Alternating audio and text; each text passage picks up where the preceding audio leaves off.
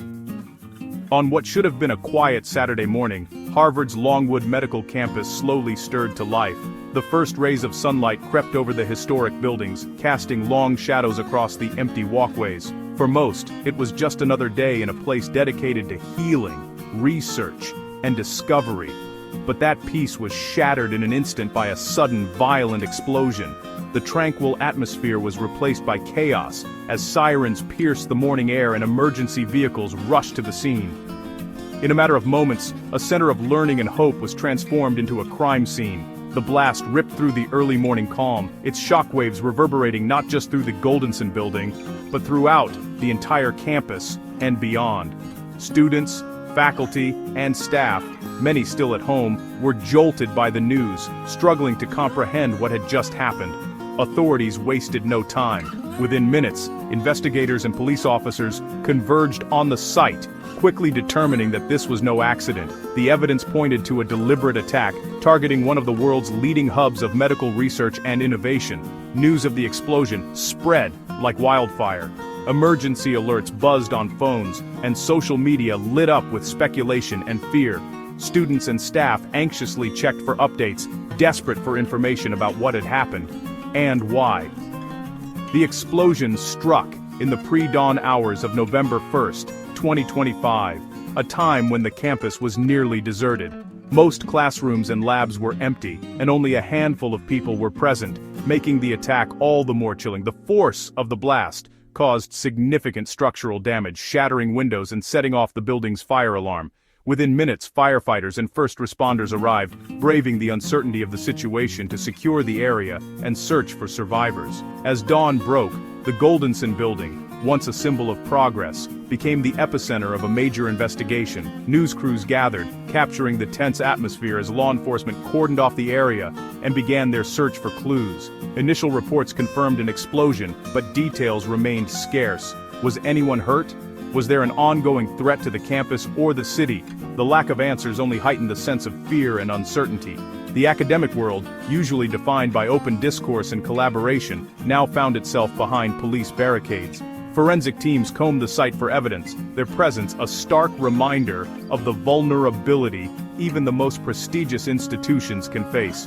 The Harvard community was left reeling, forced to confront a new and unsettling reality. Students, faculty, and staff gathered in small groups, sharing their shock and concern, wondering how such violence could strike so close to home.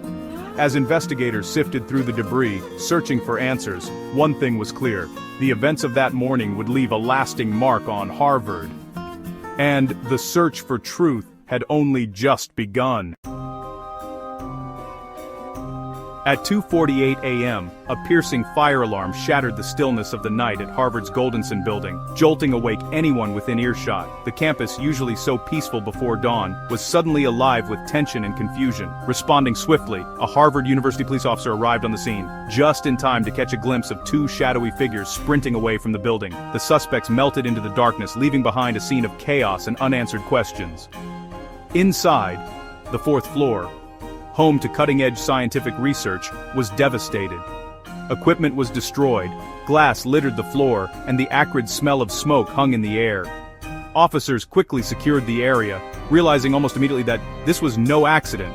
The evidence pointed to something far more sinister.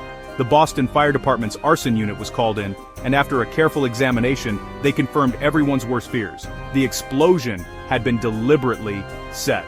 With this revelation, the situation escalated rapidly. Multiple agencies, including the FBI, converged on the campus, transforming it into the center of a major emergency response. Law enforcement teams, including bomb squads, swept through the building, methodically searching for any additional explosive devices that might threaten lives or property. After a tense and thorough search, no further explosives were found. For a brief moment, relief washed over the officers and staff. But the relief was short-lived. The biggest questions loomed large. Who would commit such a brazen act, and why target a Harvard medical facility known for its groundbreaking research?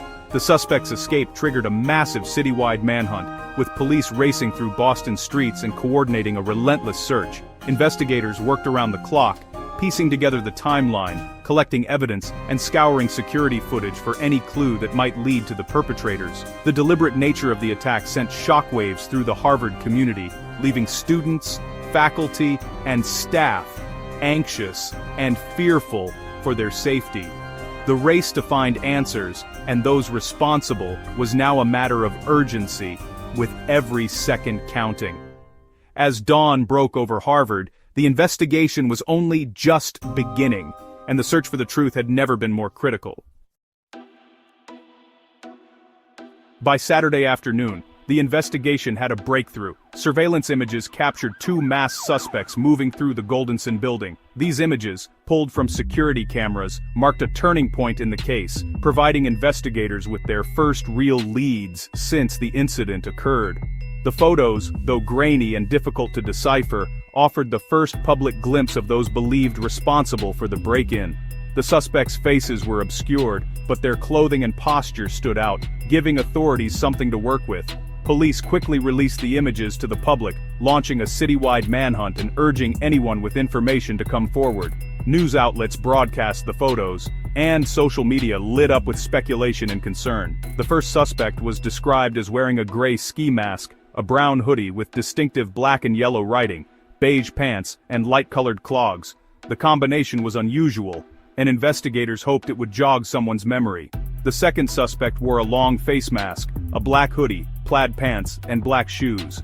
Their outfit too was carefully noted, as every detail could be the key to unlocking their identity. Investigators meticulously analyzed every aspect: clothing, build, even the way the suspects walked. Footwear in particular became a critical clue, as certain brands and styles are less common and might be recognized by someone in the community. Despite the release of these images, the suspects remained unidentified and at large. The sense of urgency grew as hours passed with no positive identification. Investigators pored over hours of surveillance footage, searching for unique traits, perhaps a limp, a gesture, or a habit that might set one of the suspects apart.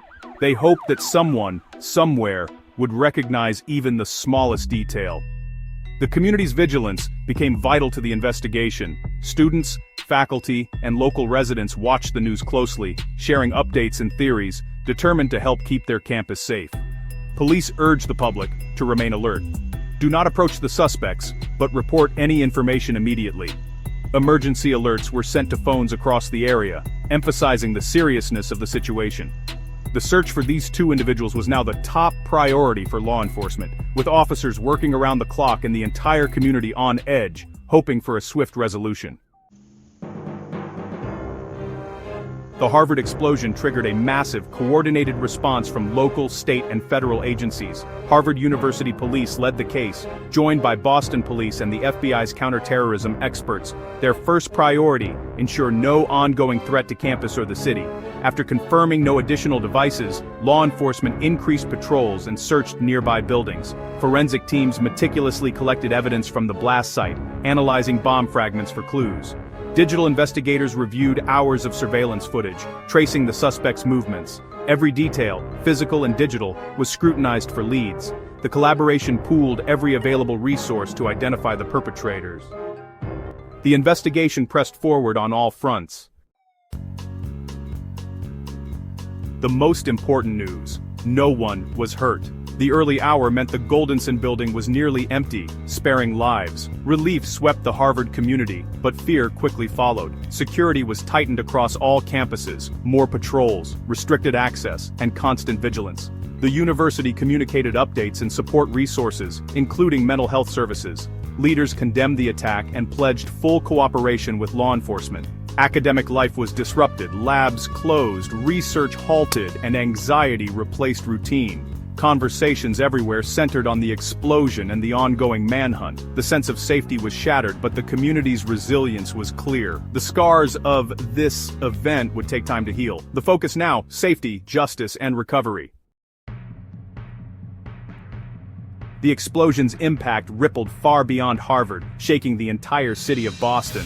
Residents of the Longwood medical area, home to major hospitals, were especially alarmed. The sudden blast and emergency response turned a quiet neighborhood into a crisis zone. City officials and other universities reviewed security, fearing more attacks. The visible law enforcement presence was both reassuring and unsettling. News coverage dominated the airwaves, and Bostonians anxiously followed every update. The city united in concern, determined to see the perpetrators caught. Boston's sense of community was tested, but its resolve remained strong. The biggest mystery remains.